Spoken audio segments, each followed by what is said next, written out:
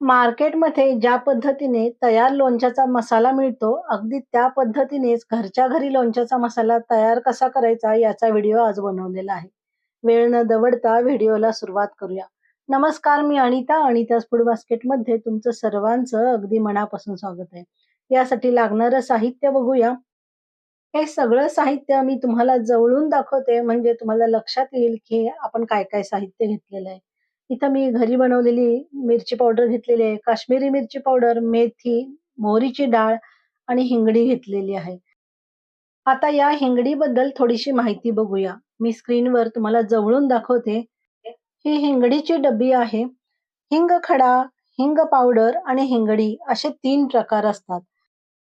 या हिंगडीचा वास अतिशय स्ट्रॉंग असतो. मार्केटमधल्या लोणच्याच्या मसाल्यामध्ये हिंगडी वापरली जाते म्हणून त्या मसाल्याची चव अतिशय छान येते. फक्त चवच नाही, वास सुद्धा अतिशय छान येतो. याबद्दल पुढे व्हिडिओमध्ये अजून सविस्तर बोलूया. इथं मोहरीची डाळ घेतलेली आहे. 100 ग्रॅम मोहरीची डाळ आहे. अगदी स्वच्छ करून निवडून घेतलेली आहे. त्याच्यासोबतच काश्मीरी मिरची पावडर वापरलेली आहे, ज्याच्यामुळं लोणच्याच्या मसाल्याला रंग जास्त छान येतो. शिवाय हिंगडी घेतलेली आहे, जी आता आपण सांगितली. हिंगडी असते कशी ते सुद्धा बघूया. हिंग खडा आणि हिंग पावडर हे तरी तुम्हाला माहितीच आहे. हिंगडी ही गव्हाची घट्ट कणिक मळल्यानंतर जशी असते, तशी ही हिंगडी असते. या हिंगडीचा वास खूप स्ट्रॉंग असतो.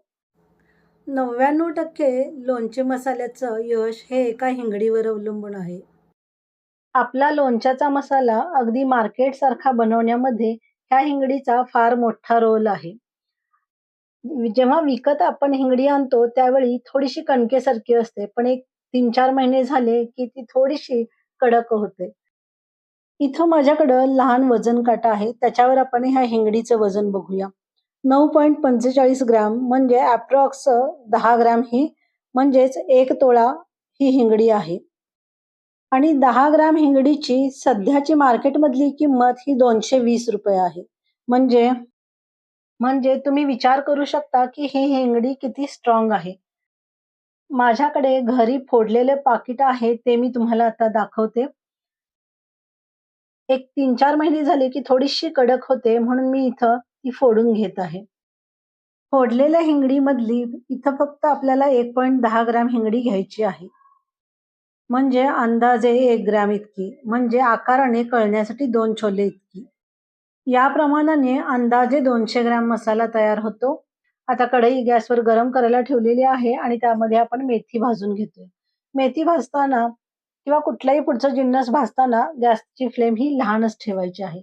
मेथी अजिबात करपू द्यायची नाही, नाहीतर लोणच्याला वास कडवट येईल. मेथीचा पिवळा रंग थोडासा बदलल्यानंतर, थोडासा ब्राऊन झाल्यानंतर आपल्याला मेथी लगेचच कढईमधून खाली काढून घ्यायची आहे. सर्व जिन्नस आपल्याला स्लो फ्लेमवरच भाजायचे आहेत. याच कढईमध्ये आता आपण मोहरीची डाळ भाजून घेऊया. गॅसची फ्लेम स्लोच आहे आणि एकसारखी परतत राहायचं आहे. या वातावरणातून कुठंही बाजूला जायचं नाही. एकसारखं परतत राहायचं आहे आणि थोडीशी ब्राऊन झाली की आपल्याला मोहरीची डाळ लगेचच काढून घ्यायची आहे.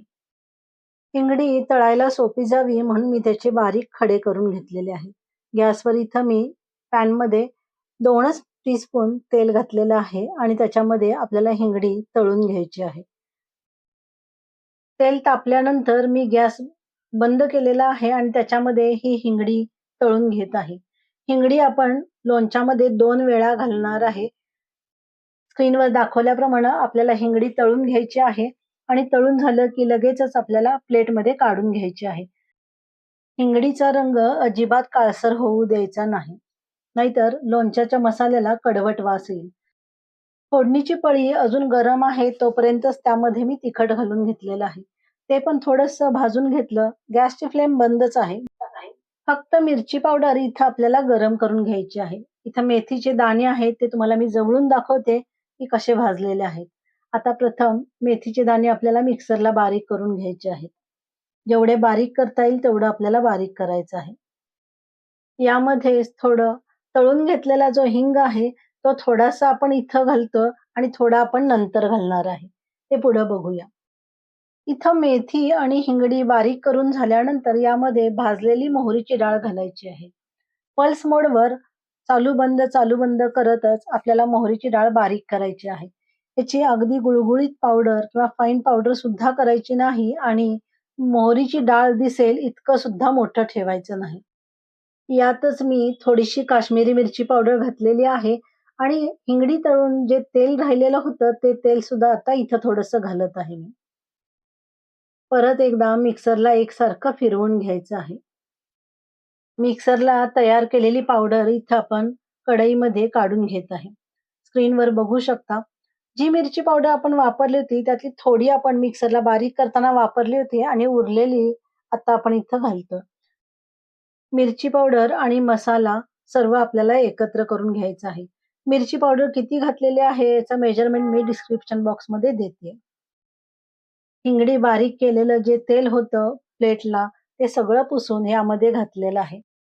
मिरची पावडर आणि मसाला चमच्याने मिक्स न करता हाताने मिक्स करायचा आहे.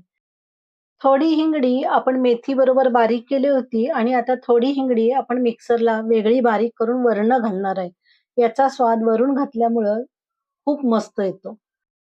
ही सगळी हिंगडी 1.10 ग्रॅम घेतली होती त्यापैकीच आहे.